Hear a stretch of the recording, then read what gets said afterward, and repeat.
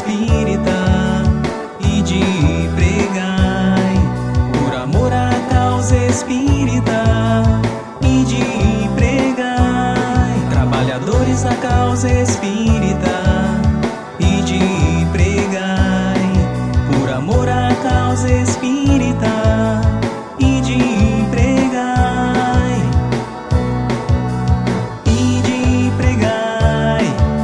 a existência do Pai, e de pregai a imortalidade, e de pregai a reencarnação, e de pregai a mediunidade, e de pregai as infinitas moradas, e de pregai o Evangelho de Jesus, e de pregai apóstolos da consolação, e de pregai com os dons que estão em vossas mãos, e de pregai com a arte que vem do coração, e de pregai cantando uma canção, e de pregai falando à multidão, e de pregai principalmente com o vosso próprio exemplo de amor, principalmente com o vosso próprio exemplo de amor, principalmente com o vosso próprio exemplo de amor.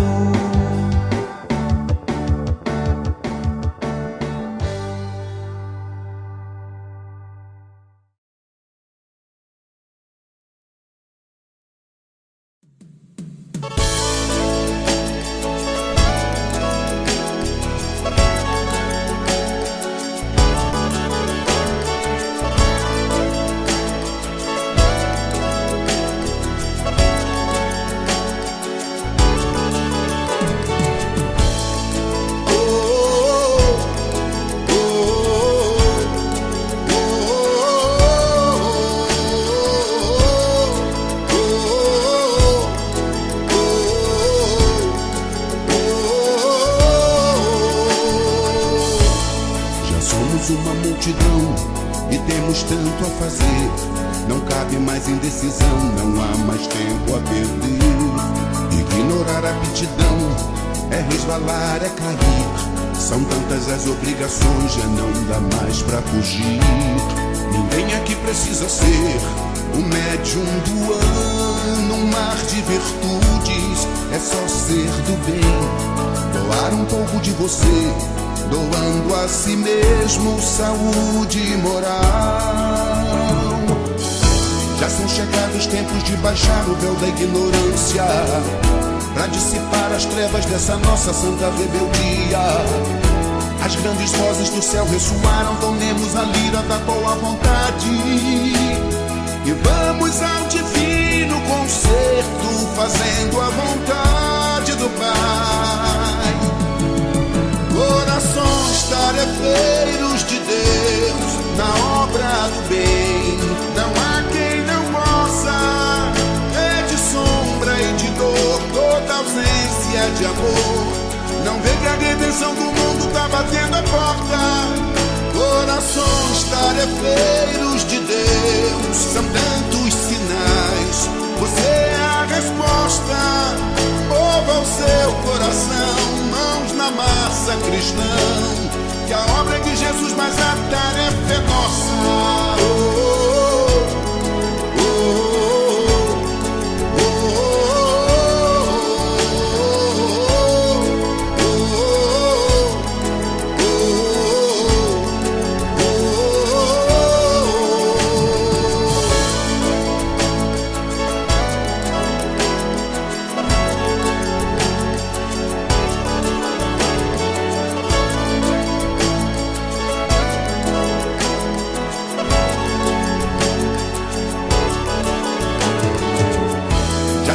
chegados tempos de baixar o véu da ignorância, pra dissipar as trevas dessa nossa santa rebeldia.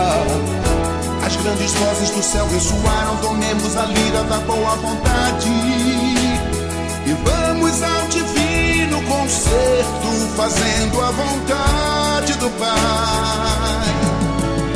Corações tarefeiros de Deus, na obra do bem, não há quem não possa. É de sombra e de dor, toda ausência de amor. Não vê que a redenção do mundo tá batendo a porta. Corações tarefeiros de Deus, são tantos sinais, você é a resposta. Mova o seu coração, mãos na massa, cristão, que a obra é de Jesus, mas a tarefa é nossa. Corações tarefeiros de Deus, na obra do bem, não há quem não possa. É de sombra e de dor, toda ausência de amor. Não vê que a redenção do mundo tá batendo a porta. Corações tarefeiros de Deus, são tantos sinais, você é a resposta. Mova o seu coração, mãos na massa, cristão, que a obra é de Jesus, mas a tarefa é nossa.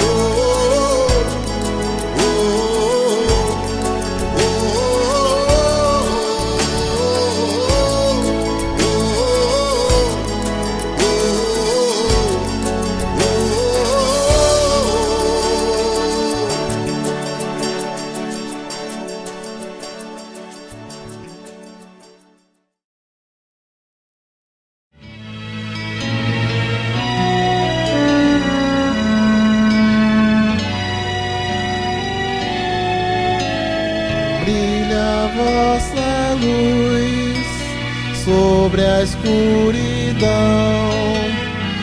aclarando as sendas da libertação. Discípulos do bem, ide a semear nos corações a fé e a esperança. Dissipar as sombras, balsamizar a dor com a luz inextinguível do amor. Acendei em vós o Evangelho de Jesus, iluminareis a todos com a vossa luz.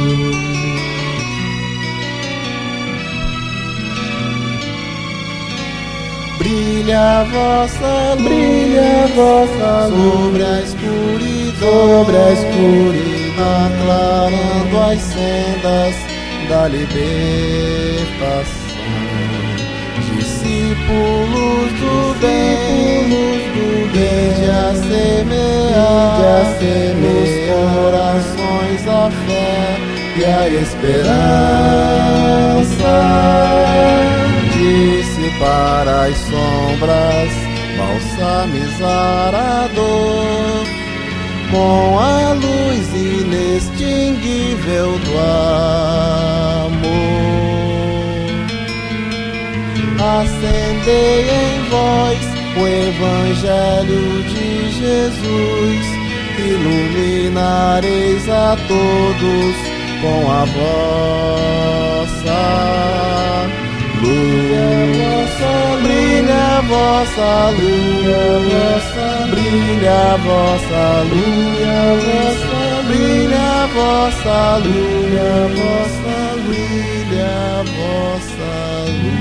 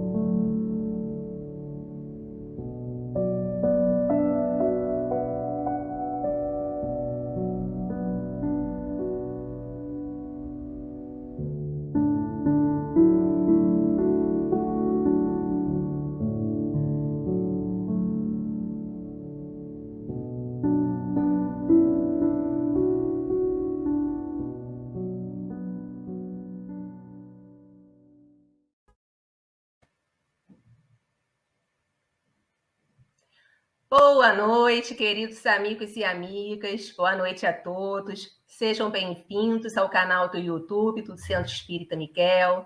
Que sejamos envolvidos pelas vibrações amorosas de Miquel, Catuíde e toda a espiritualidade amiga de nossa casa.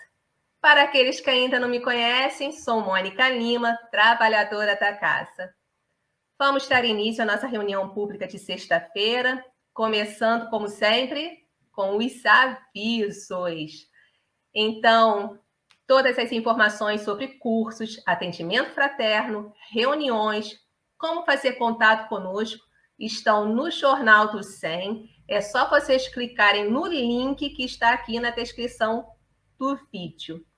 E também não esqueçam de dar o like. É muito importante para a visibilidade do canal, ok? Queridos, amanhã começa o Carnaval. E qual o evento que acontece nesse período? Vocês lembram? O ENEF, Encontro Estadual da Família Espírita. Então, a equipe ENEF, Núcleo Abolição, estará esperando por todos nós durante os próximos 4 dias, sempre a partir das 14h50, aqui pelo canal do YouTube do Centro Espírita Miquel. Importante, a reunião pública de domingo e a fluidoterapia de terça-feira serão realizadas normalmente, tá bom? E a reunião de hoje, como será? Última sexta-feira do mês, dia de palestra, dia de receber convidada. O tema da palestra é o evangelista Marcos. Vamos conhecer um pouquinho sobre Marcos. E a convidada, ela vem lá do Nordeste, do estado de Alagoas. Mas daqui a pouquinho eu apresento ela. Vamos ouvir a nossa página de abertura, que será lida por mim, e a prece pela Silvia Ramos. Vamos lá?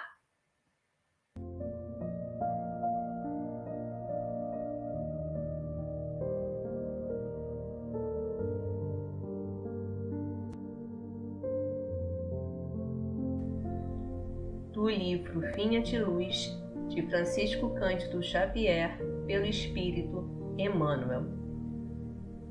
Adiante de vós.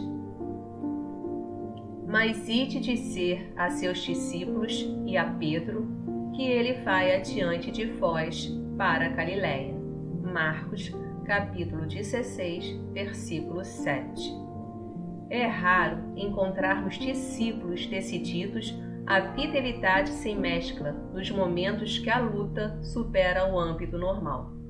Comumente, em se elevando a experiência para maiores demonstrações de coragem, valor e fé, modifica-se-lhes o ânimo de imediato.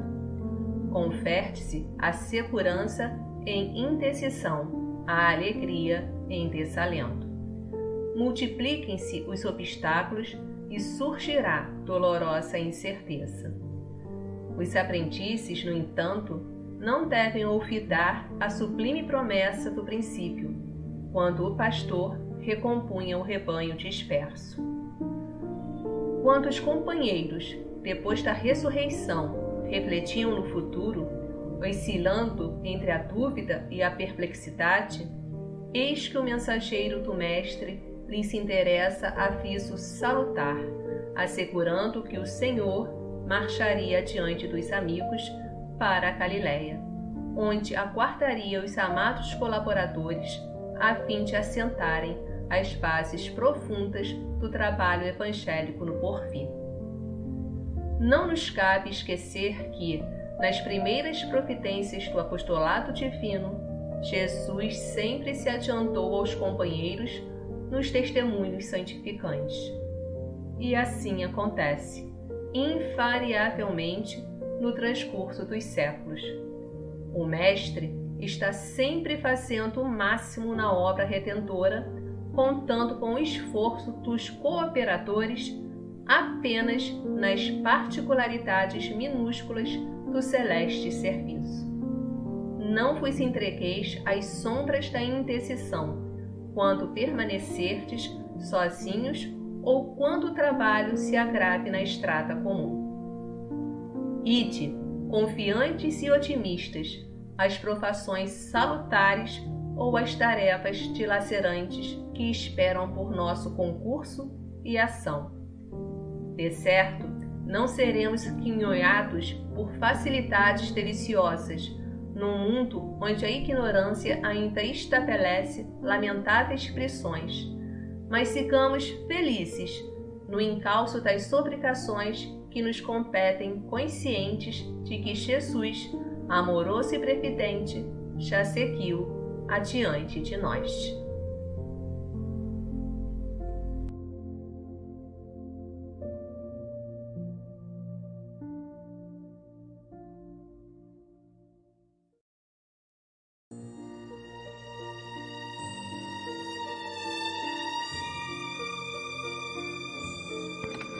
Boa noite, meus irmãos.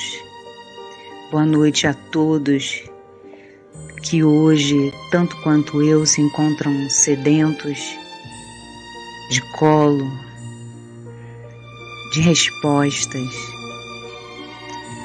de aconchego por parte do nosso irmão Jesus e por parte de Deus, nosso Pai. Que possamos nos encontrar nesse momento em que todos nós, um tanto frágeis, uns mais, outros menos, precisamos do apoio do nosso irmão e do nosso Pai.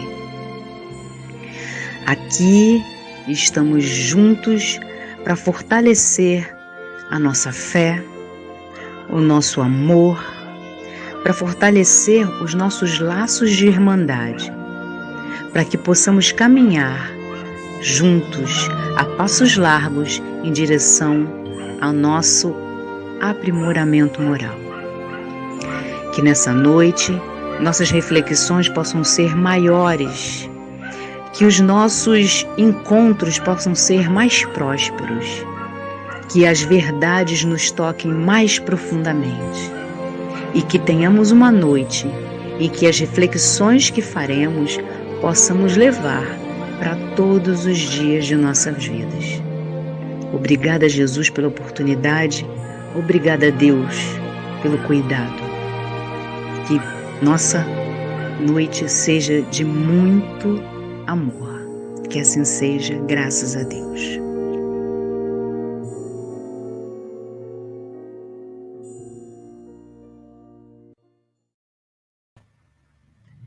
Mais uma vez, boa noite a todos. Como eu falei no Boas-Vindas, a nossa convidada é lá do Nordeste. É a vantagem do virtual, a gente pode andar por esse Brasil inteiro e pelo mundo, né? Então, vamos receber a Marluce Ferreira. Ela é coordenadora e facilitadora do Evangelho Rede Vivo, da Federativa de Alagoas, facilitadora do Evangelho Rede Vivo da FEB e vice-presidente da Fraternidade Espírita Joana de Ângeles. Seja bem-vinda, Marluce. Centro Espírita Miguel te abraça. Nossa, que bacana. Muito grata pelo convite maravilhoso, por essa recepção acolhedora, por esse carinho que vocês sempre nos recebem, né? Então, eu estou assim, muito feliz em poder participar pela primeira vez do Centro Espírita Miguel. E, assim, é uma honra para nós, alagoanos, estarmos tão longe e tão pertinho do coração, né? Através das ondas luminosas do amor. Então, Mônica, meu agradecimento ao Centro Espírita Miguel, a Simone Pape, que fez o convite, e cá estamos para falar de Jesus, dos amigos de Jesus, para falar de nós, da nossa vida. Muito grata pela oportunidade. Nós que agradecemos, Marluce. Você veio falar sobre o evangelista Marcos, né? Então, eu tenho certeza que eu vou aprender muito, porque eu vou ser sincera, eu pouco sei de Marcos, né? Então, vou ficar prestando atenção, né? É assim, as pessoas pouco conhecem, né, assim, os evangelistas, né, o Marcos, João, a gente já teve uma palestra sobre João, né, Mas Marcos realmente é um que eu não conheço muito. Então, vou ficar atenta. Muito bem, vamos conhecer um pouco de Marcos, né? A Mônica tem razão, realmente a gente não estuda muito os evangelistas, né? A gente se detém muito assim no Evangelho segundo o Espiritismo, importante, necessário, mas Kardec, ele se reporta muito, ele escolheu, né, muitas passagens do Evangelho para ele mesmo comentar e convidou os espíritos superiores para fazer os comentários também, na instrução dos espíritos. Mas, assim, a vida dos apóstolos, os detalhes, né, a gente realmente está estudando agora com o Evangelho Redivivo, né? Então, eu vou pedir para a Simone colocar aí os slides e cá estamos, né, para conhecer um pouco sobre o evangelista Marcos. Quem foi Marcos, a importância de Marcos para a posteridade, né? Grafando, registrando as passagens, os feitos de Jesus. Importante a gente realmente conhecer esse evangelista. São 4, né? E isto porque Jesus esteve entre nós. Jesus veio trazer o evangelho de Deus, a mensagem de Deus. E isto está, assim, bem escrito no capítulo 1 do Evangelho segundo o Espiritismo, por Fenelon, quando ele diz assim: um dia, Deus, em sua inesgotável caridade, em seu inexcedível amor por nós, permitiu que o homem, a humanidade, visse a verdade e varar as trevas. Esse dia foi o do nascimento, advento do Cristo. Então, no Evangelho segundo o Espiritismo, diz que, de fato, Jesus foi o iniciador da mais pura, da mais sublime moral evangélico-cristã. É essa moral que há de renovar o mundo, aproximar os homens, as pessoas e torná-los irmãos. Então, Jesus veio trazer essa mensagem da fraternidade, da solidariedade, da união, da simplicidade entre nós. É verdade que já faz mais de 2000 anos que essa mensagem está entre nós. É verdade também que nós ainda não nos dispusemos a vivenciar esta mensagem. Nós conhecemos muita coisa, estudamos muitas coisas ao longo da nossa jornada evolutiva, mas a mensagem, ela ainda não tocou o nosso coração. Ainda estamos vivendo momentos difíceis, de inversão de valores, de dificuldades relacionais, conosco mesmo, com as pessoas e com Deus.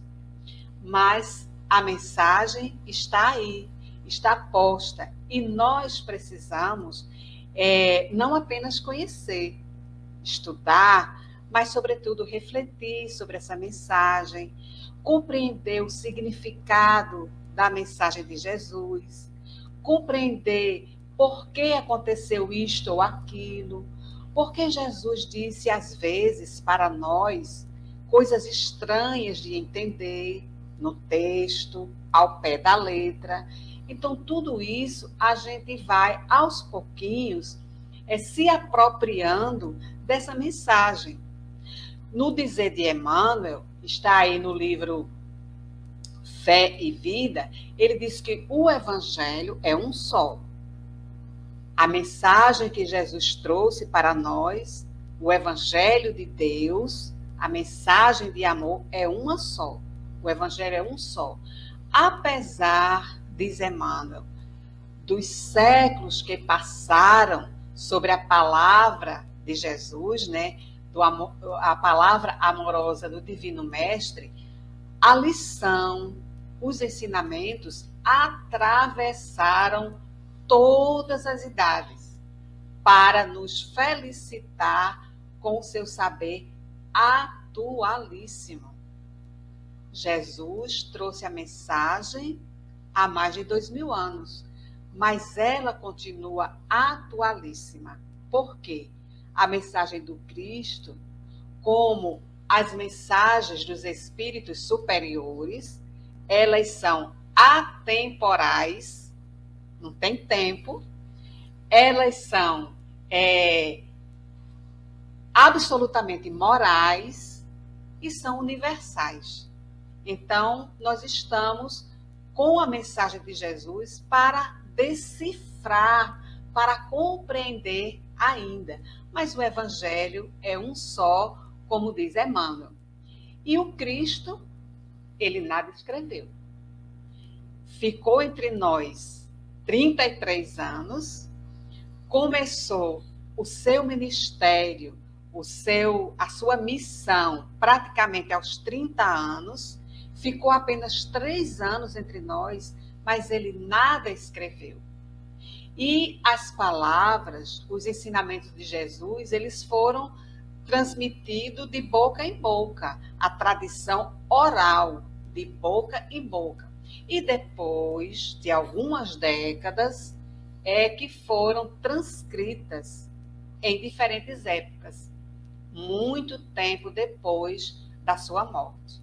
Então, segundo consta aqui Leon Denis, no livro Cristianismo e Espiritismo, mais ou menos por volta do ano 60 ao ano 80 depois de Cristo, é que aparecem as primeiras narrações escritas, é que aparecem as primeiras escrituras sobre os feitos de Jesus, sobre os ensinamentos de Jesus. E estas primeiras escritas, narrações, está atribuída a Marcos, o evangelista, que vamos falar aqui hoje, que já estamos comentando. Então, segundo alguns, os primeiros escritos do Evangelho de Jesus foi Marcos, que é a mais antiga dessas narrações, segundo alguns autores, né? Depois veio o Evangelho atribuído a Mateus e o Evangelho atribuído a Lucas. Esses três, eles são muito parecidos. Depois, no finalzinho do século I, lá por volta do ano 98, 100, é que João escreveu o seu Evangelho. O Evangelho segundo João. E também o Apocalipse. Mas isso aí é motivo para outra conversa, para outros comentários aqui. Então, a Marcos é atribuído as primeiras escritas do Evangelho. O Evangelho, ele está no Novo Testamento. Nós temos o Antigo Testamento, escrito por Moisés, pelos profetas, o Antigo Testamento. E temos o Novo, que é da época de Jesus para cá. E o Novo Testamento, ele tem vários livros, um conjunto de livros. No Novo Testamento, na Bíblia, a Bíblia, ela está composta do Velho Testamento, né? Aqui eu estou com a Bíblia bem grande, a Bíblia de Jerusalém, mas tem outras traduções. A Bíblia de João Ferreira de Almeida, tradução de João Ferreira de Almeida, que é a mais usada, né, pelos católicos, e tem outras Bíblias também. Então, o Novo Testamento, ele é formado dos evangelhos, Evangelho de Mateus, de Marcos, de Lucas e de João. É também formado de Atos dos Apóstolos, que foi escrito por Lucas e narra todos os acontecimentos, as questões que envolveram os apóstolos após a morte de Jesus. Faz parte do Novo Testamento as epístolas ou as cartas, as cartas de Paulo e as outras cartas chamadas cartas universais. As cartas de Pedro, as cartas de Tiago, as cartas de Pedro, Tiago e São Judas e Judas Tadeu. Então, são outras cartas, não é só as de Paulo. E o Novo Testamento também é formado do Apocalipse, que foi escrito por João. Então, este é o que forma o Novo Testamento, onde está o evangelista Marcos.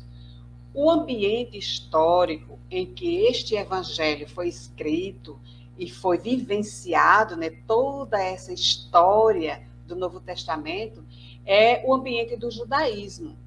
Foi no meio dos judeus. E ali, alimentado, inspirado também pelas escrituras do Antigo Testamento. Então, é importante nós, os espíritas, em particular, estudarmos o Novo Testamento, que está colocado no Evangelho segundo o Espiritismo, a parte moral dos ensinamentos de Jesus, mas é importante conhecer o Antigo Testamento, porque está relacionado. Emmanuel fala para nós que é como um colar de pérolas, o Antigo e o Novo Testamento, e que está tudo relacionado. Jesus se reportou muitas vezes a textos do Velho Testamento. Em muitas passagens, ele fala até assim, os antigos diziam assim, né? Estava escrito, os antigos diziam, mas eu, porém, vos digo. Então, ele se referia muito que está escrito na lei, eu, porém, vos digo. Então, é preciso conhecer o Velho Testamento também para compreender as passagens do Novo Testamento. Isto é importante para nós. E o Novo Testamento traz a vida e os ensinos de Jesus, da forma como foi registrado diretamente por alguns apóstolos que conviveram com Jesus ou indiretamente com aqueles que tiveram contato com o Mestre e serviram de testemunhas para registrar, para falar, para prestar os seus depoimentos a outros que escreveram e que não conviveram com Jesus, que é isso que a gente vai ver agora. Então, os evangelistas, aqueles que escreveram os evangelhos, os 4, né, Mateus era apóstolo de Jesus. Mateus conviveu com Jesus. Foi um dos 4 primeiros discípulos, né, que Jesus chamou.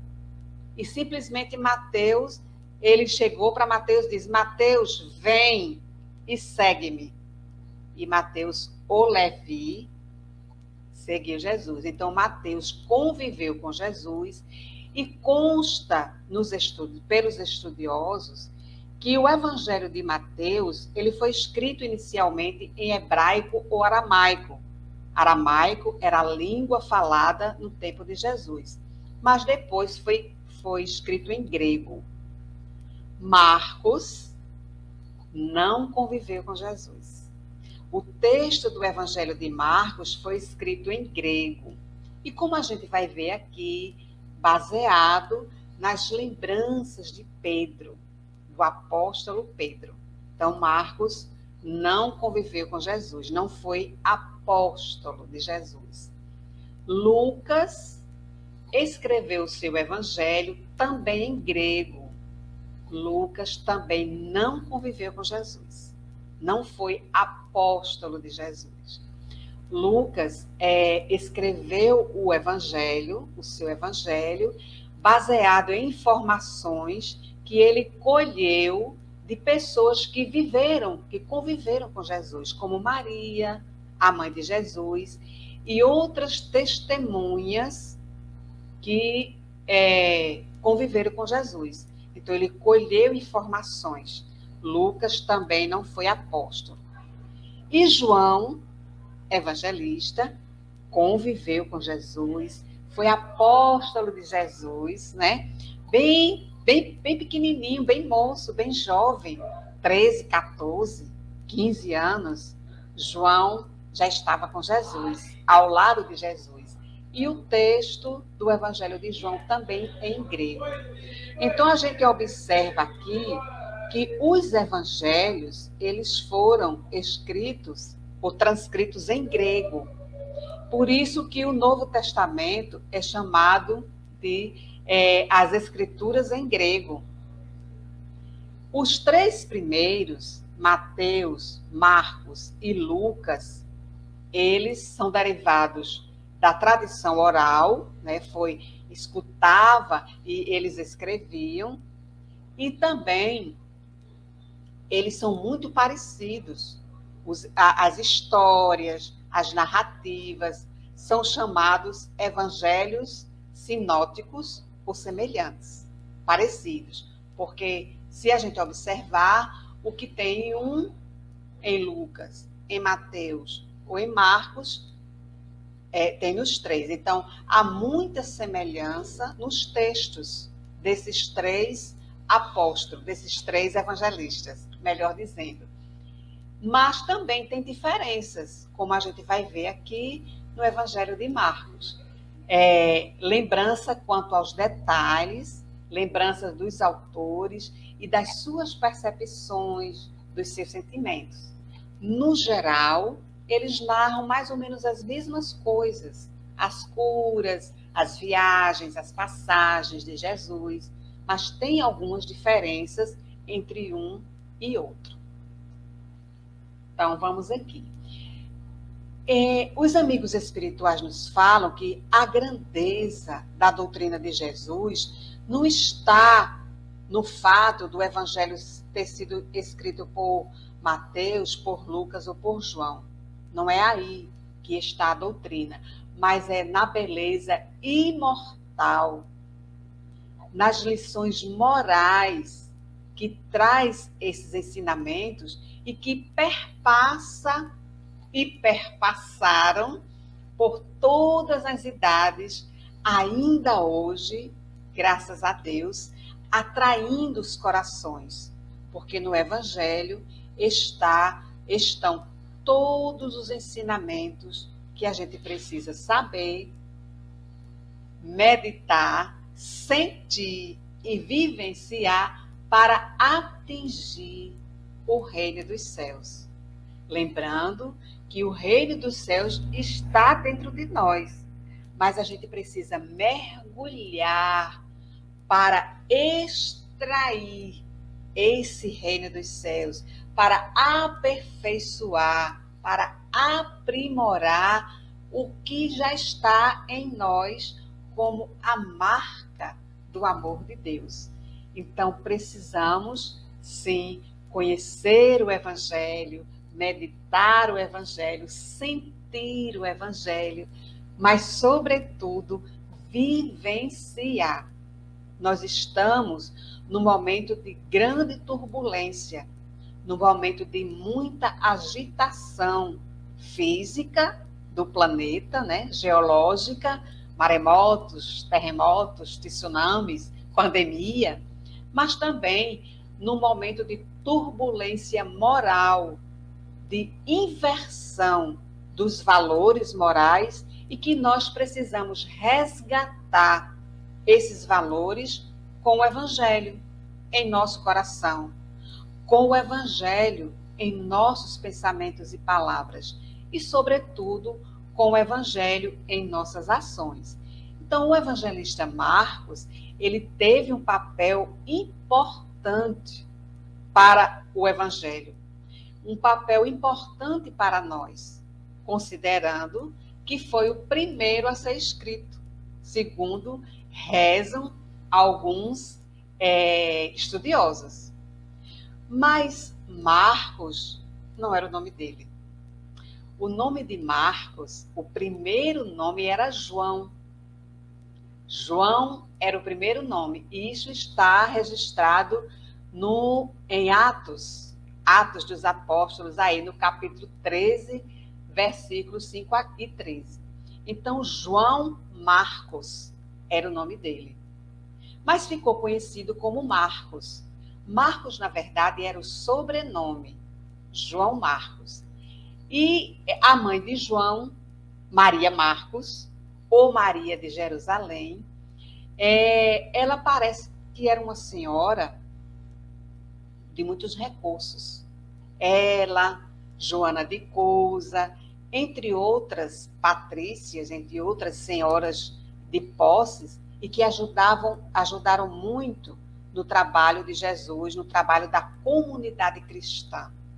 Então, Maria, a mãe de Marcos, ela tinha recursos e tinha uma casa em Jerusalém, uma casa grande, uma casa boa, bonita, rica, né? Ela tinha posses. E era nessa casa que os apóstolos muitas vezes se reuniam e que Jesus também esteve por lá em alguns momentos. Então, não se tem notícia, assim, sobre o pai de João Marcos, o pai de Marcos, apenas da mãe, que convivia ali com os apóstolos, trazia-os para a sua casa, para os estudos, as reuniões, né? Então, era bem conhecido. E a mãe dele recebia os apóstolos em sua casa e também Jesus. Maria tinha um sonho. A mãe de João Marcos, né? A mãe de Marcos, ela tinha um sonho. Ela queria que ele, ainda muito jovem, né, fosse, assim, se interessasse, trabalhasse com Jesus. Queria muito que ele fosse apóstolo, ou que fosse ali discípulo de Jesus. Este era o sonho. E ela confidenciou esse sonho a Barnabé. Então, apesar de muito jovem e de Marcos não ter sido apóstolo, esse era o sonho da sua mãe, que ele fosse apóstolo de Jesus. Mas ele era muito jovem. Mas mesmo assim, era o sonho da mãe dele, né? E Marcos vivia em Jerusalém com seus pais. A gente não sabe muito quase nada sobre o pai de Marcos. Era primo de Barnabé. E teria sido, segundo consta a tradição dos estudiosos, a tradição que está nos estudos, é que ele teria sido discípulo de Pedro. Ele era muito ligado a Pedro. Conheceu as lides, as lutas do Evangelho com Paulo, com Barnabé e Pedro. Então, mesmo jovem, Marcos fez viagens com Paulo e Barnabé, foi para Chipre. Eu devia ter colocado aqui um mapa, né, para a gente ter uma ideia. Éfeso, onde depois que Jesus foi crucificado, foi para Éfeso que João se dirigiu, foi morar em Éfeso, João Evangelista, e depois Maria foi morar com João até a morte dela, até a desencarnação dela. E foi, segundo consta, foi Marcos que introduziu o cristianismo no Egito. Então, Marcos trabalhou muito. Acredito mesmo que realizou o sonho de sua mãe, que era ser apóstolo de Jesus, né? Ele foi um discípulo muito disciplinado. E consta na história, nos escritos, que ele morreu em Alexandria com 54 anos. Por volta aí dos 54 anos. Amélia Rodrigues, no livro Primícias do Reino, ela fala alguma coisa sobre Marcos. Ela diz assim, no capítulo, no pós-fácil, logo no comecinho, no final do livro, melhor dizendo. E Amélia Rodrigues diz assim, que o Novo Testamento, a mais significativa história narrada, grafada por duas testemunhas pessoais que conviveram com Jesus, que foi Mateus e João, e confirmadas pelos depoimentos de Pedro. Pedro, apóstolo, né? Simão Pedro, apóstolo, que conviveu com Jesus e que pediu a Marcos para escrever essa narrativa dos feitos de Jesus para os romanos recém-convertidos ao cristianismo. Os romanos, em alguns lugares, a gente vai ver assim, para os gentios, para os estrangeiros, gentios, ou romanos, ou estrangeiros, ou aquelas pessoas que não eram judeus, eram consideradas gentios. Então, Pedro pede a Marcos. Marcos era muito inteligente, intelectualizado, apesar de jovem. Então, escutou as narrativas de Pedro e escrevia tudo o que Pedro dizia. Era um intérprete de Pedro e registrou direitinho, com exatidão, mesmo que sem uma ordem cronológica dos fatos, mas ele registrou as palavras e as obras de Jesus que Pedro narrou para ele. Segundo Amélia Rodrigues, isto aconteceu mais ou menos no período de 55 a 62, depois que Cristo morreu, né, foi crucificado, em Roma. Outros autores falam outra data, como Leon Denis falou que foi de 60 a 80, mas isso não importa. Importa é que está escrito e que hoje, apesar de ter passado mais de 2000 anos, nós temos isto em nossas mãos para estudar, extraindo o espírito da letra e compreender melhor os ensinamentos do Mestre. Então, o Evangelho de Marcos, pelo Novo Testamento, é o segundo. Primeiro vem Mateus. Quando você pega a Bíblia, né, e vai para o Novo Testamento, o primeiro evangelho é o de Mateus. Depois vem o de Marcos, o de Lucas e o de João. E aí segue a sequência dos livros do Novo Testamento. Foi o primeiro a ser escrito, provavelmente, em Roma, e foi elaborado assim de uma forma muito simples, o Evangelho de Marcos. Ele é bem pequeno, a gente vai ver já já aqui, com precisão histórica, porque foi ditado por Pedro. E, já dissemos, não segue uma sequência cronológica, destinado aos gentios, romanos não judeus, recém-convertidos. Eusébio de Cesareia, nesse livro aqui, História Eclesiástica, ele diz uma coisa muito importante, interessante sobre Marcos. Na verdade, quem diz é Papias, ou Pápias, que é o bispo de Hierápolis, mas que foi registrado por Eusébio de Cesareia. Ele diz assim: Marcos, sendo intérprete de Pedro, tudo o que registrou, escreveu com grande exatidão. Não, entretanto, na ordem em que foi falado ou feito por nosso Senhor, por Jesus. Pois não ouviu, Marcos não ouviu e o seguiu. Mas, conforme se disse, esteve em companhia de Pedro, que lhe deu tanta instrução quanta necessária, mas não para dar uma história dos discursos do Senhor. Então, Marcos, ele não registrou os discursos que os outros evangelistas registraram, mas outras situações importantes. Então, o Evangelho de Marcos é o mais breve e o mais simples dos 4 evangelhos. Ele só tem 16 capítulos. A leitura de preparação que a Mônica leu está no último capítulo, capítulo 16. Ela leu para nós, que foi a leitura de preparação. Só tem 16 capítulos. E a gente percebe a influência marcante de Pedro, do apóstolo Pedro, até mesmo na escolha dos assuntos. Pedro foi quem ditou, Marcos registrou Então, Pedro foi quem deu o tom desse evangelho segundo Marcos.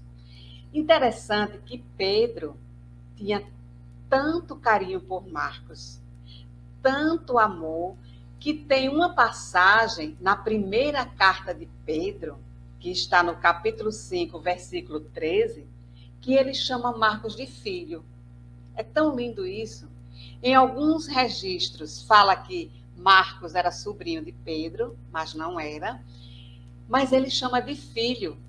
No finalzinho da carta, né, dessa primeira carta de Pedro, está lá: e meu filho Marcos, mandando assim umas saudações, né, para as pessoas que ele estava escrevendo, e fala que Marcos era seu filho. Então, Marcos, conforme a indicação de Pedro, né, dos assuntos, ele não relata nada sobre a infância de Jesus. Você não vai encontrar isso em Marcos. Você encontra em Lucas e você encontra em Mateus. E Marcos já inicia o seu evangelho a partir do batismo de João Batista. Já começa daí, do precursor. Relata as viagens que Jesus fez, relata as curas que Jesus fez, os milagres, até a crucificação. Então, o evangelho de Pedro é muito pequenininho. Consta também que Marcos, ele fundou uma igreja, uma comunidade em Alexandria, que foi também onde ele veio a morrer depois, né? E o ponto essencial para observar do Evangelho de Marcos é a companhia que ele sempre tinha de Pedro, eles estavam sempre juntos, e isto fazia com que Marcos ficasse apto para escrever, porque ele ouvia muito, ele registrava, e quando Pedro pediu, ele já estava pronto para fazer isso, né? Pedro pediu para escrever o seu evangelho. Marcos era um jovem encantador. Tão encantador que a gente pode usar assim uma linguagem até meio nordestina, viu, Mônica? Marcos era o xodó de Pedro, ou a menina dos olhos de Pedro. Isto é, muito importante para o coração de Pedro, era Marcos. Pedro tinha assim, um verdadeiro amor mesmo de pai para filho. Pedro já era bem velho, né? Marcos mais novinho. Então, sendo ele o intérprete de Pedro, e sendo Marcos aquele que sempre estava ali pertinho de Pedro, ficou com ele até os últimos anos da vida de Pedro. Acompanhou nas viagens missionárias que fez com Barnabé, junto a Paulo, trabalhou com Paulo muito tempo, falava bem quando precisava fazer algum discurso, defender, falar sobre Jesus. Marcos, nas audiências entre os romanos, entre os não-judeus, ele falava direito, ele falava muito bem. E também a obra de Marcos se limitou a colocar, né, as pregações de Pedro.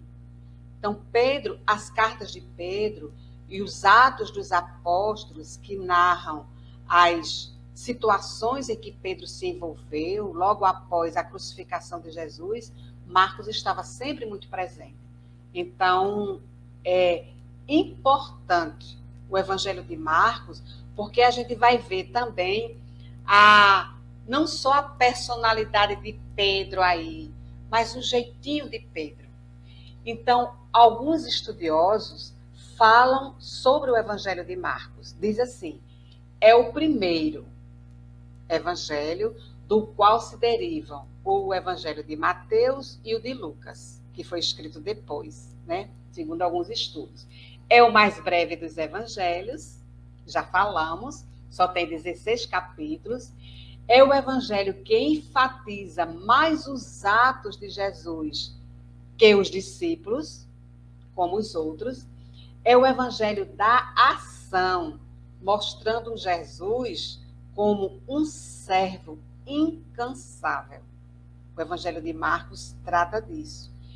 É o Evangelho que se identifica com o Evangelho de Jesus Cristo. Logo no comecinho do Evangelho de Marcos, ele fala isso, que é o Evangelho de Jesus Cristo. Mateus já fala que é o Evangelho do Reino. Então, Marcos tem esse diferencial aí. O Evangelho de Marcos é permeado por essa busca constante. Quem é Jesus? Então, ele procura descrever Jesus em seus atos, em suas palavras, em seus milagres. O Evangelho de Marcos é o que mostra a relação de Jesus com os discípulos em muitos momentos. É o que escreve sobre as dificuldades e fraquezas dos apóstolos. E também era dirigido principalmente aos romanos. Então, ele não fala, ele até explica em alguns momentos do seu evangelho algumas coisas dos costumes judaicos, porque não era dirigido aos judeus, era dirigido aos romanos. É um evangelho singular, muito interessante para a gente estudar. No finalzinho do Evangelho de Marcos, já no capítulo 16, e já concluindo aqui também, viu, Mônica? Os versículos finais falam o seguinte, capítulo 16, versículo 15. Finalmente, Jesus se manifestou aos 11, foi logo após a crucificação, Jesus veio, apareceu aos apóstolos, passou 40 dias com eles, ressuscitado, exortando, estimulando, ensinando, dando força, porque a partir dali eles iriam continuar sem a presença física de Jesus. Então ele disse assim, finalmente Jesus se manifestou aos 11, lembrando que nesse momento Judas Iscariotes havia se suicidado, e estavam todos à mesa. Provavelmente aqui, esse momento foi na casa de Marcos, a mãe de Marcos, que tinha uma casa grande, tinha posses e recebia todos. Provavelmente isso aconteceu na casa da mãe de Marcos.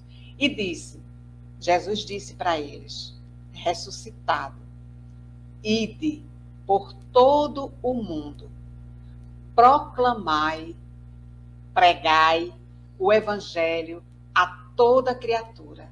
Esse foi um dos últimos ensinamentos de Jesus, registrado por Marcos, e que ele estava se dirigindo aos apóstolos. Emmanuel, aqui a configuração dividiu aqui a palavra Emmanuel, mas Emmanuel, ele faz muitos comentários sobre algumas passagens de Marcos, e eu selecionei aqui algumas interessantes. Em Marcos, capítulo 5, versículo 19, ele registrou o seguinte, Marcos, vai para a tua casa, para os teus, isso Jesus dizendo, e Marcos registrou, vai para a tua casa, para os teus, e anuncia-lhes quantas coisas o Senhor te fez, e como teve misericórdia de ti. E Emmanuel faz um comentário que cala fundo ao nosso coração. Vai para a tua casa, vai para os teus, tua família, e mostra o Evangelho de Jesus.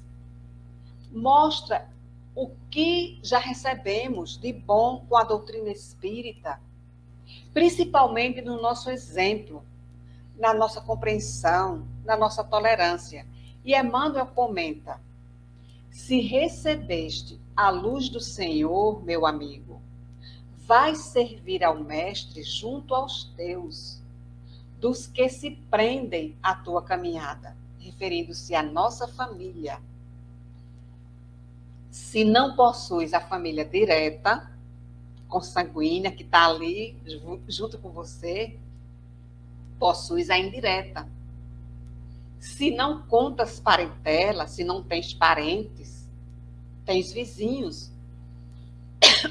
e companheiros.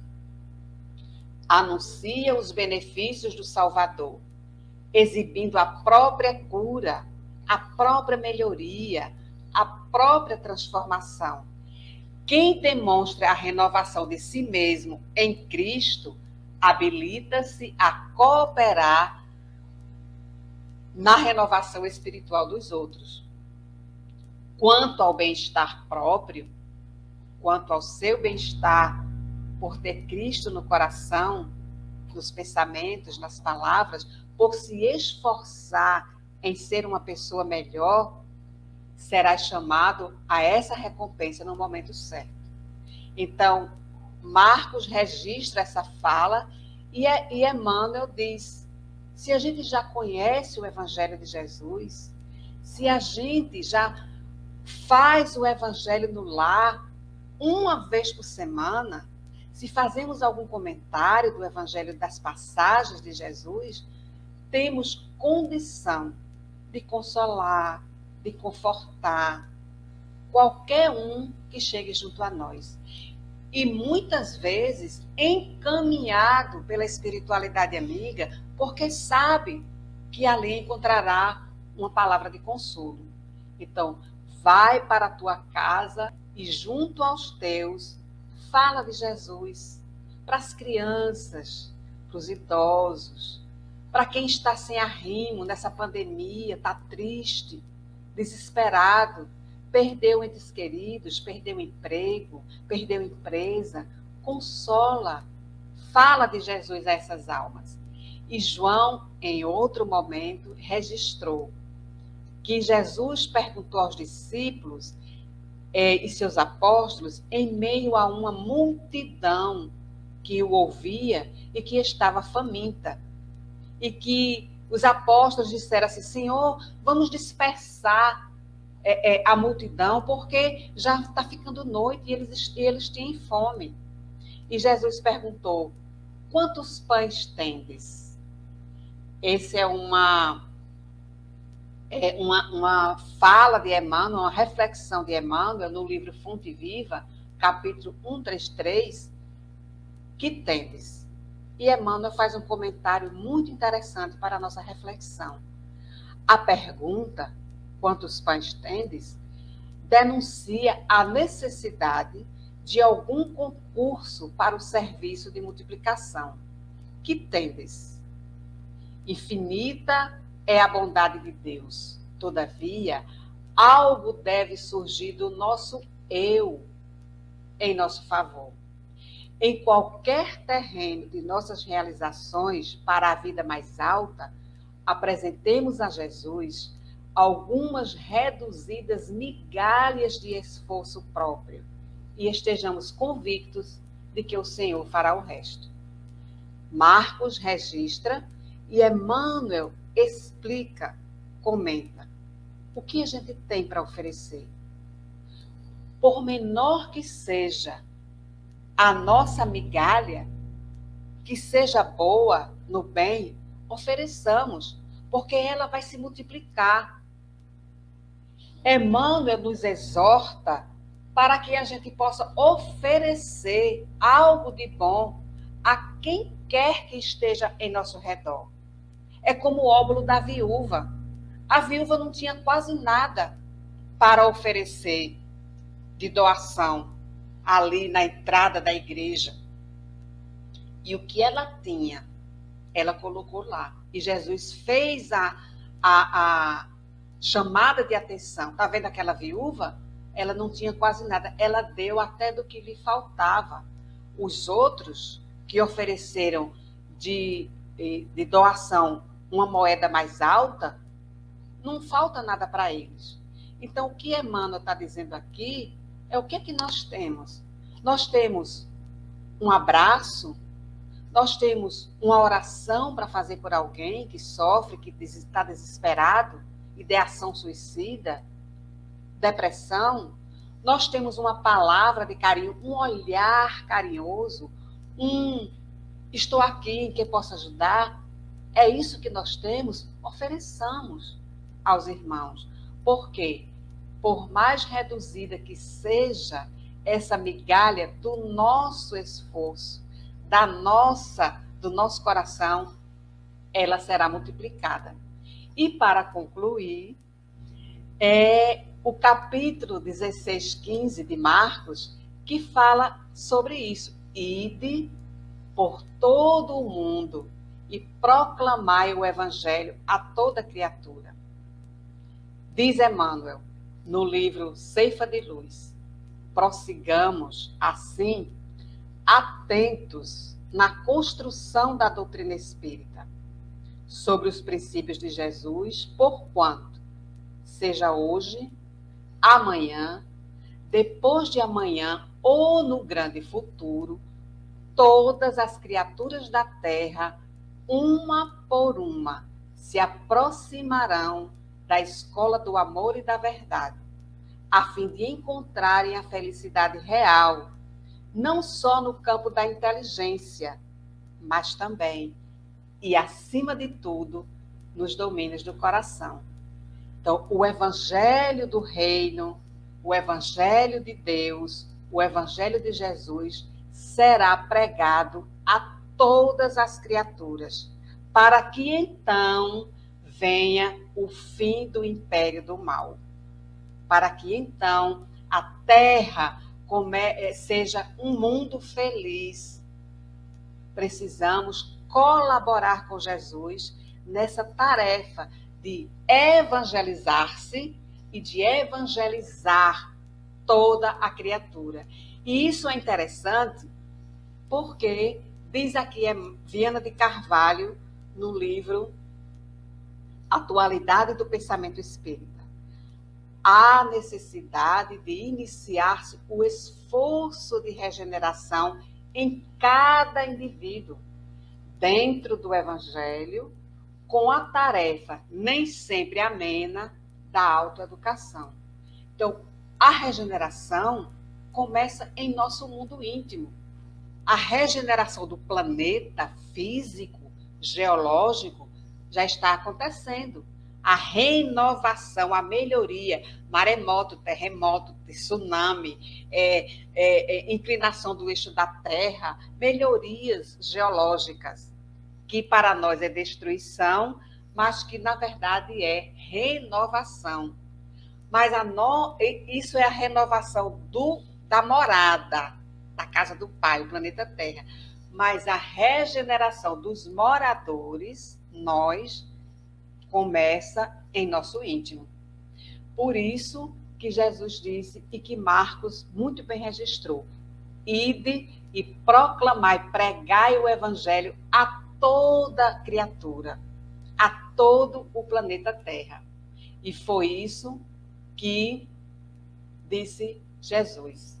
E que está aqui registrado, atribuída essas palavras a São Francisco de Assis, que ele diz a mesma coisa assim: ide e pregai o evangelho a todas as gentes.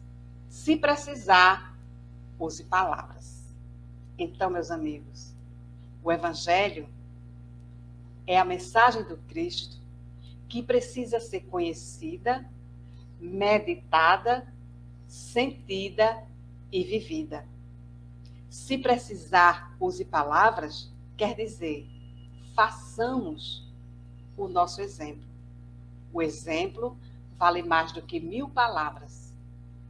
Que possamos nós outros, dentro da nossa condição de espíritos em jornada evolutiva, colaborar na regeneração moral do nosso planeta Terra, começando com a nossa própria regeneração, para que então nos esforcemos para pregar o evangelho a todas as gentes dos 2 planos da vida que se aproximam de nós, mas usando o exemplo, se precisar, que usemos as palavras.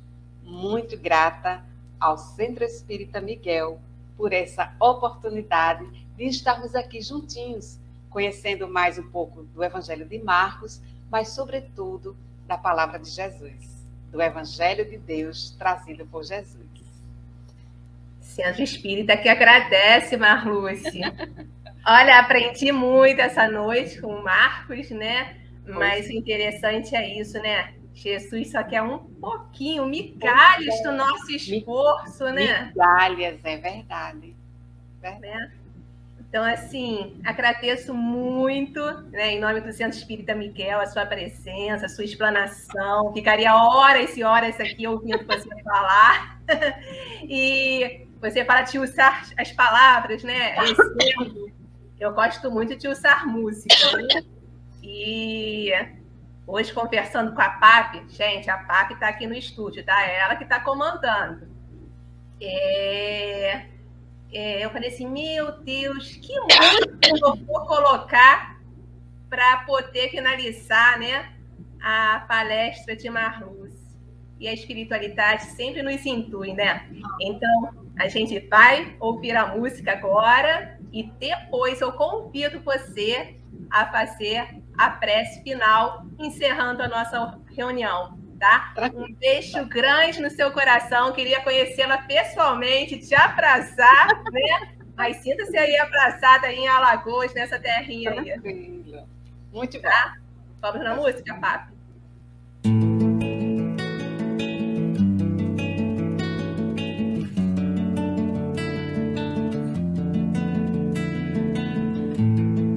Sinais dos tempos revelam pro mundo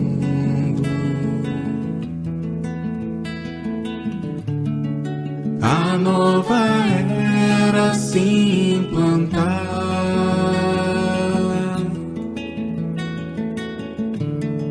Sois os eleitos e de pregar com amor ao Pai quem te há.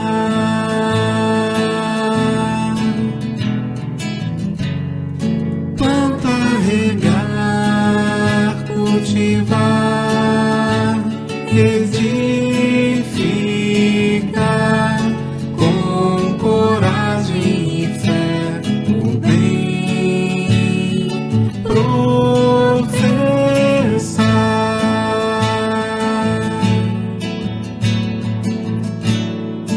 Na vivência cristã consolar,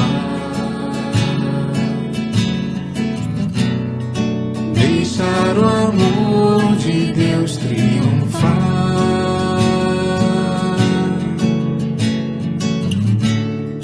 e no futuro ser um só rebanho de um só pastor,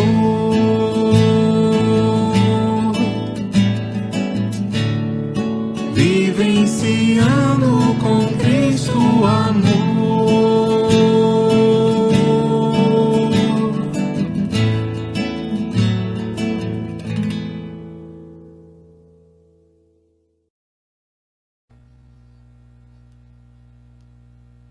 Então,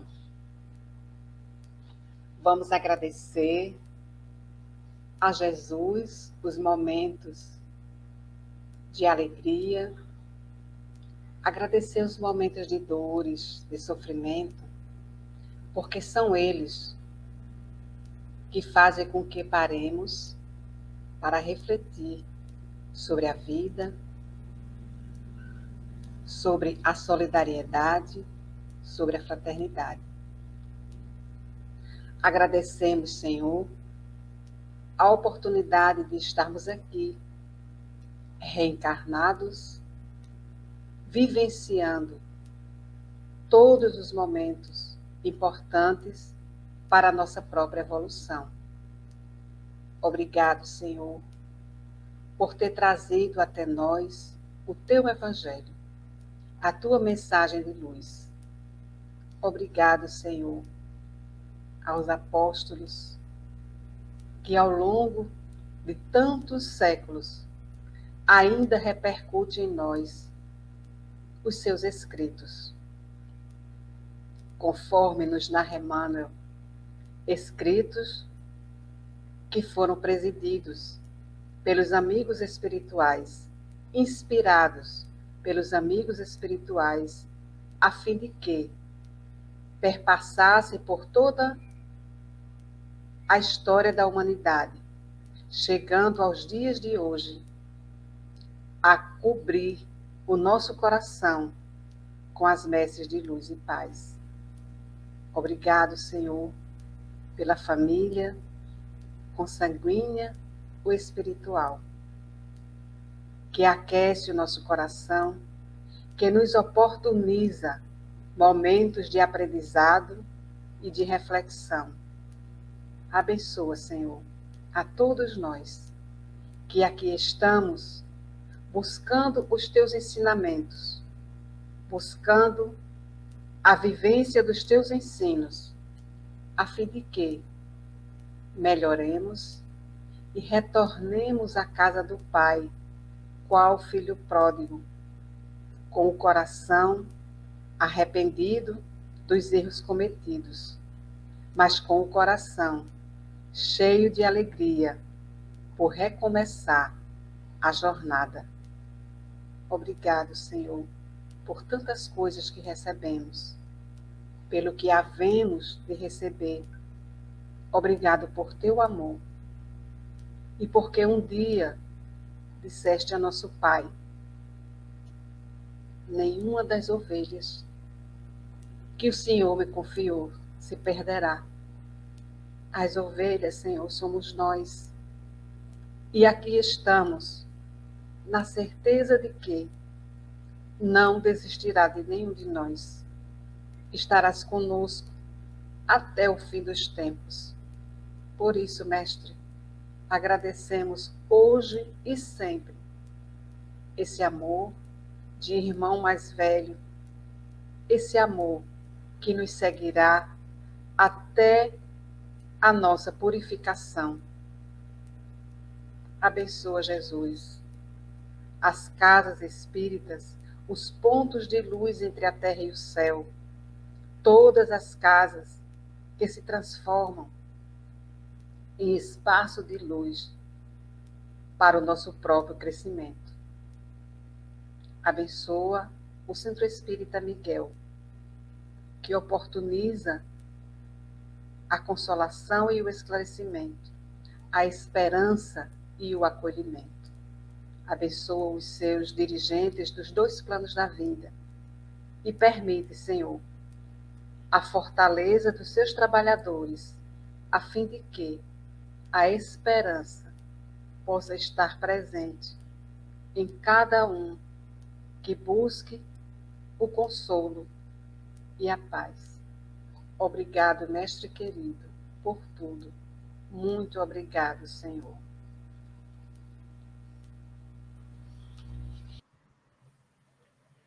Então, queridos, agradecemos mais uma vez a Marluce, agradecemos a Papi, que estava aqui no estúdio, e a todos vocês que nos assistiram na noite de hoje.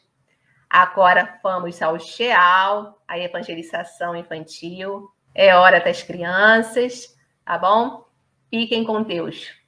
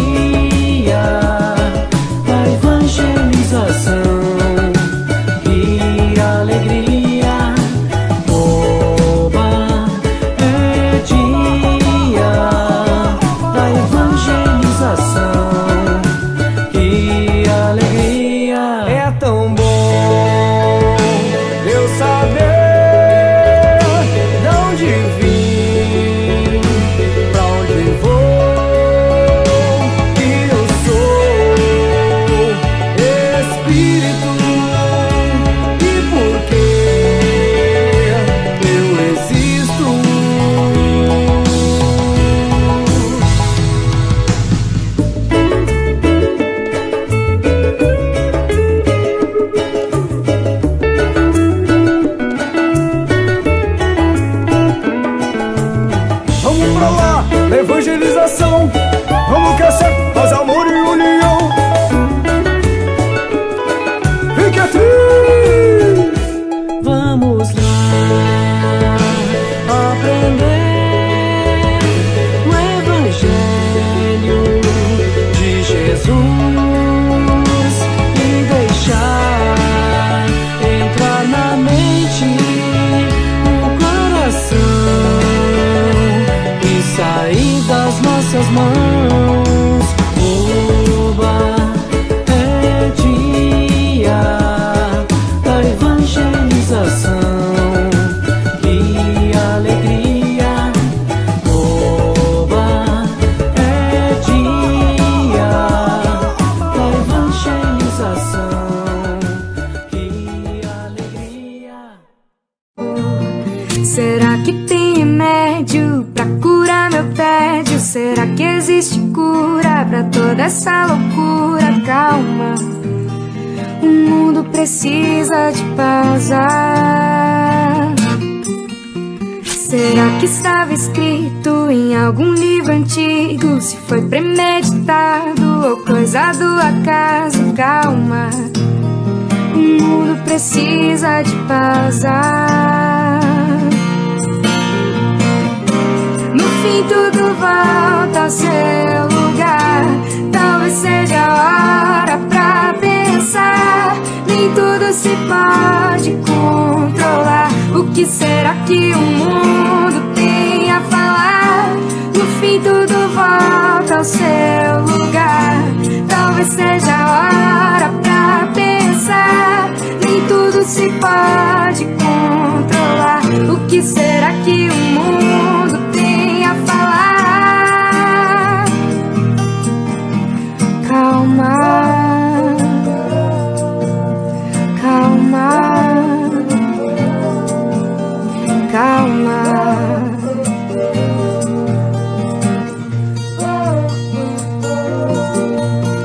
Quem é que nunca disse precisa de espaço? Que a vida era corrida, que andava ocupado. Calma, a vida precisa de pausar.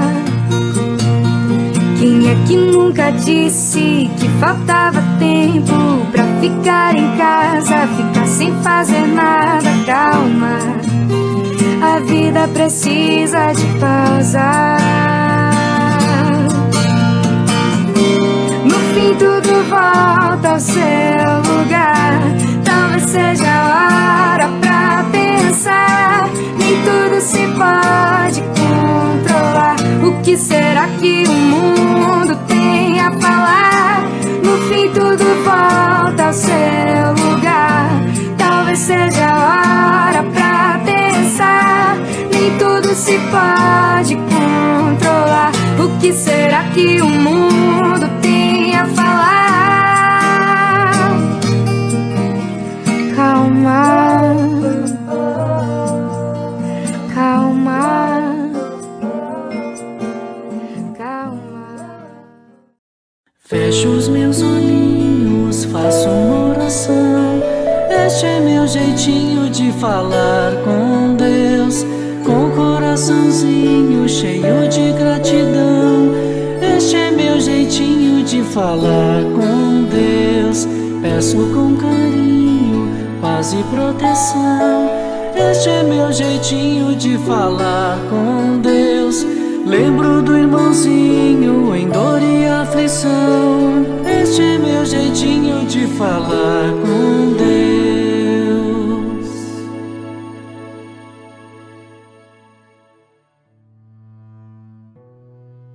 Chegou o momento da nossa prece.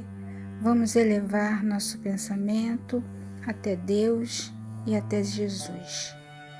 Senhor Jesus, amigo nosso de todas as horas, que a Tua luz se faça presente em nossa vida, que Teus ensinamentos nos sirva de bússola a trilhar no caminho do bem, vencer as dificuldades e aproveitar as oportunidades de cada dia, a oportunidade de servir e de semear teu amor. Que essas vibrações cheguem a todos os nossos irmãos em humanidade e que possa lhes chegar até o seu coração, levando coragem, força e fé para seguir na caminhada. E assim, Mestre Jesus e amigos espirituais, vamos começar o nosso pequeno encontro no dia de hoje. Graças a Deus, graças a Jesus. Olá, galerinha do GEAL, tudo bem com vocês? O tema da aula de hoje é Lei de Adoração. Vocês sabem o que é essa lei? Sobre o que ela fala? Então, Lei de Adoração é uma das leis de Deus. Para a gente entender melhor, vamos pegar o que vem escrito no Livro dos Espíritos, de Kardec. Kardec perguntou aos espíritos o que é adoração a Deus, na pergunta 649. E os espíritos responderam que é simplesmente a elevação do pensamento a Deus, buscando aproximar-se dele. Então quer dizer que toda vez em que eu fecho os meus olhinhos, procuro elevar o meu pensamento e conversar com Deus, eu estou me aproximando dele, e isso faz parte da lei de adoração. Os espíritos também explicaram que essa adoração a Deus é um sentimento inato em todos nós. Ou seja, já está gravado em nós, faz parte de nós, porque todas as leis de Deus estão gravadas na nossa consciência. Todos nós que somos espíritos imortais temos essas leis, a lei da adoração e todas as outras, em nossa consciência em forma de germe, só esperando para florescer um dia. Os espíritos também explicaram que a adoração verdadeira a Deus é aquela que nós fazemos de coração e que ela pode ser feita de várias maneiras. Uma delas é ajudando o semelhante, servindo a Deus através do nosso próximo, quando nós deixamos de lado as nossas questões, o nosso egoísmo, o nosso orgulho e ajudamos a todos aqueles que necessitem de nós. Isso é uma forma de adorar a Deus, porque nós estamos fazendo o bem em nome dele. Outra forma de adorar a Deus é através da prece. Vocês sabiam que Jesus, quando esteve aqui, ele nos ensinou uma oração que se chama o Pai Nosso? Pois é pelo Pai Nosso que nós podemos nos comunicar com Deus. Ou em uma oração livre, nós podemos fechar os nossos olhinhos, fazer aquela mentalização com o coração muito feliz e tentar conversar com Deus. Isso é adorar. Então, agora estão todos prontos para continuar aprendendo mais um pouquinho sobre a lei de adoração? Vamos lá?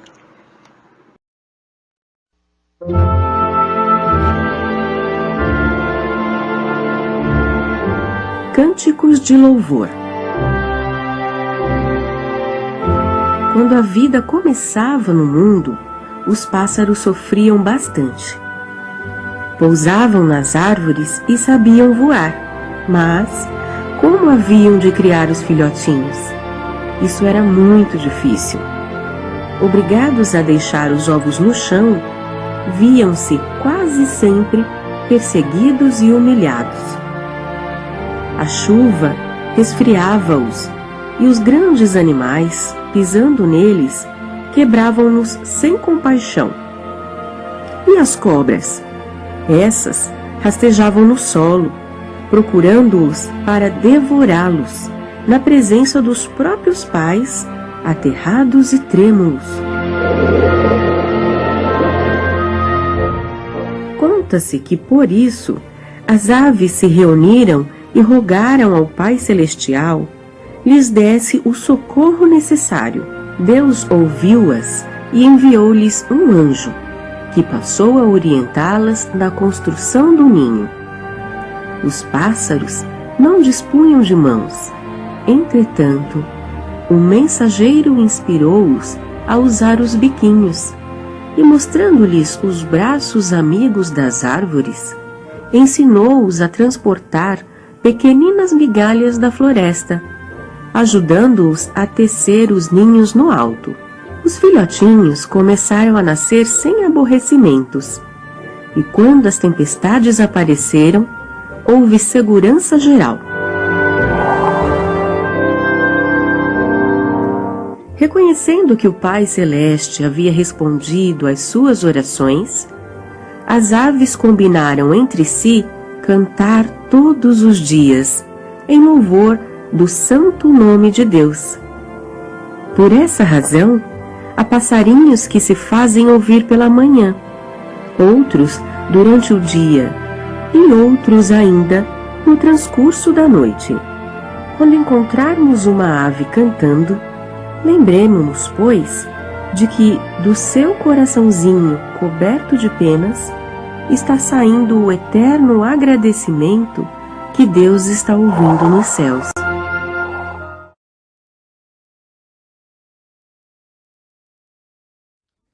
E aí, crianças? Vocês gostaram da história? Eu gostei muito. Ela me fez pensar de todas as dificuldades que os passarinhos passaram, perdendo seus ovinhos, os animais grandes pisavam nos ovos, as cobras comiam. E para acabar com esse problema, vocês lembram que as aves todas se reuniram e rezaram, pediram a Deus que desse um socorro necessário? Foi quando Deus enviou um anjo, tão lembrado? Um mensageiro que passou a ajudá-los na construção do ninho. E você? Você reza também pedindo ajuda a Deus? Porque quando rezamos de coração, Deus sempre nos envia ajuda. E essa ajuda pode vir em forma de inspiração, que são ideias que aparecem na nossa cabeça para nos auxiliar. Ou às vezes podem vir na palavra de um amigo, dos pais, ou mesmo na leitura de um bom livro. O bacana também, vocês repararam que os passarinhos se uniram porque eles sabiam que juntos eles teriam mais ideias para resolver seus problemas. E é sempre bom pedirmos ajuda, não é mesmo? No caso, na historinha, Deus inspirou os pássaros a fazerem os seus ninhos nos galhos das árvores, lá no alto, para ficarem mais protegidos. E como os pássaros não tinham mãos, o anjo inspirou-os a usarem os biquinhos, transportando as pequeninas migalhinhas da floresta, ajudando-os a tecerem os ninhos nos galhos altos das árvores. Sabe que isso me faz lembrar dessas pessoas que são artistas, que pintam com a boca e os pés. Vocês já viram? Que são pessoas que não têm os braços ou perderam os movimentos.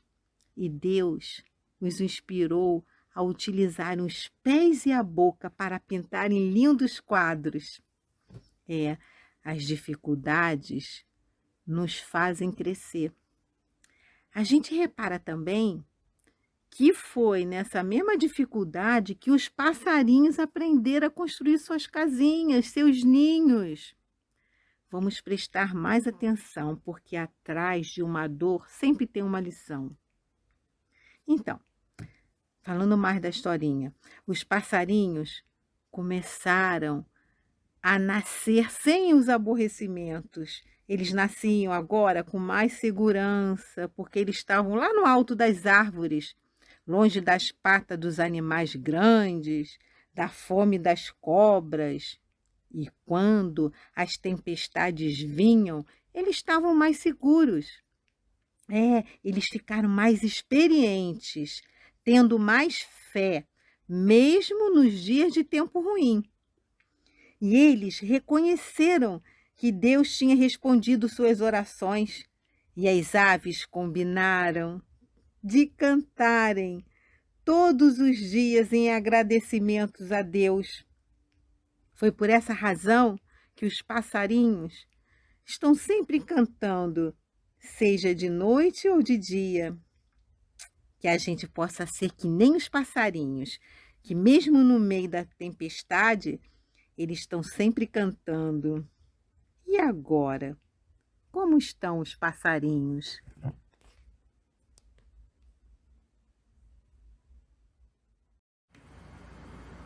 E aí, galerinha? Olha eu aqui de novo, novamente, tia Daisy, para mais uma atividade. O tema da aula de hoje é bem interessante, vocês escutaram no início, né?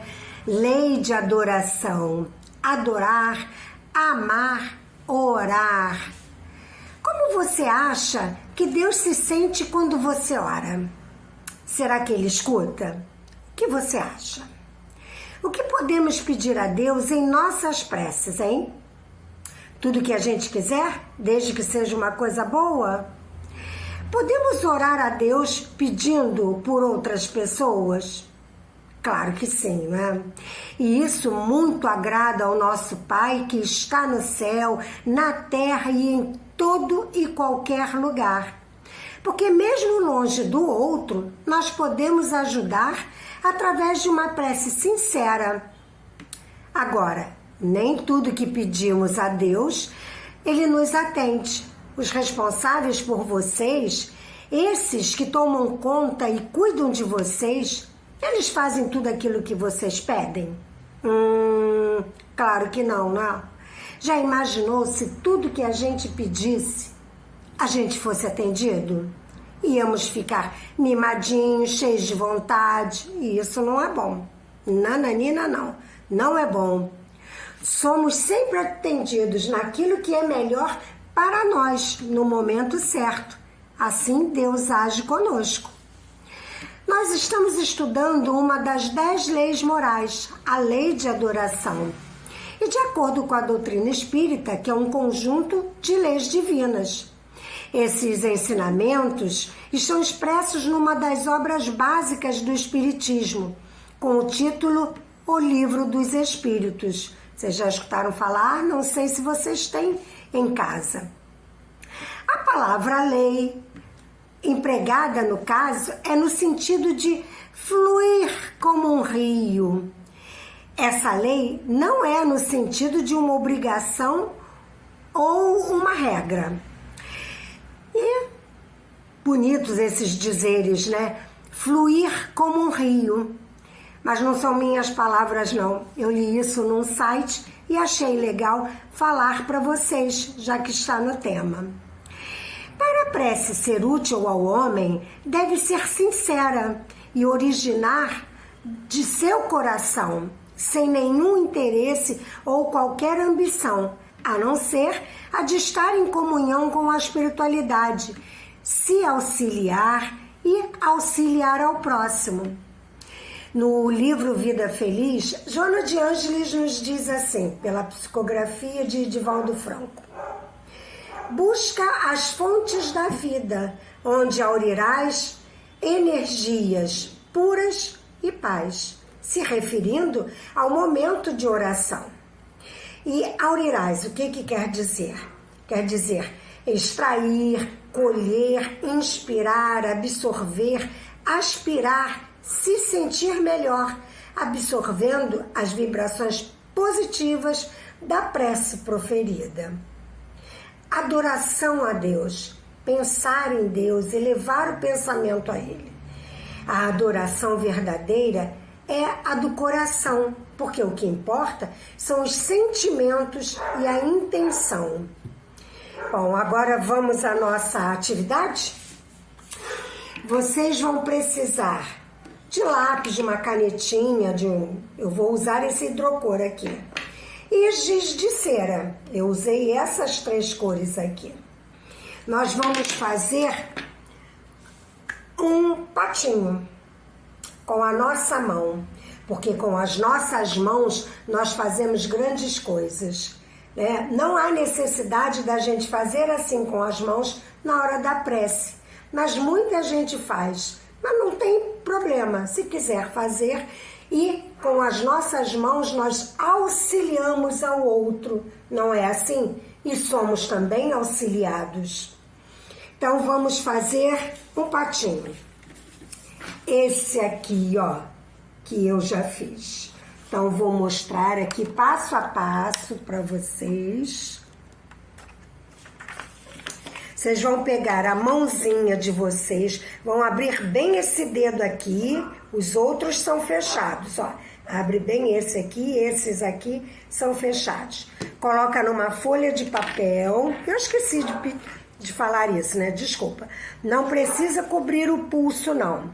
Daqui, ó, do pulso, você abre bem o dedinho. Ó, contorna. Parou. Parou. Você fecha. Faz o olhinho. Sobrancelha. O bico. As asas. E as patinhas. O pezinho do pato. Aqueles os risquinhos. E agora vamos pintar, que é para o nosso pato ficar bonito. Você pinta da cor que você quer.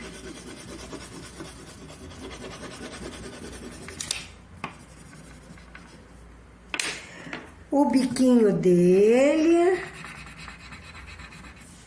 Os pezinhos. Ou as patinhas.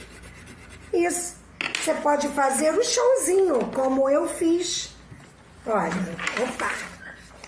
Tá vendo aqui? Dá pra ver, não é? Ih, tá de cabeça pra baixo. Pronto, olha aqui. Que lindo. Então, olha, fiquem com Deus e agora vamos à prece final. Beijos.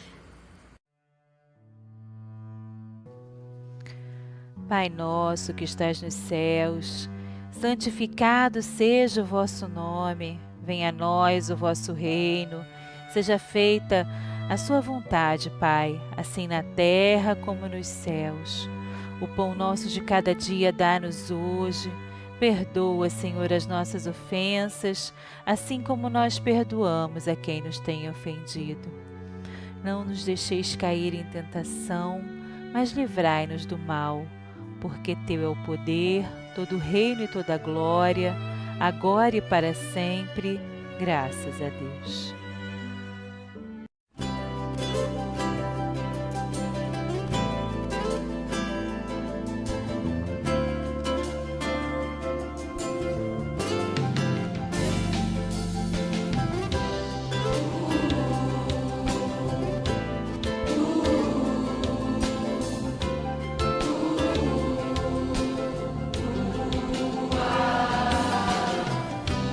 Vale a pena ser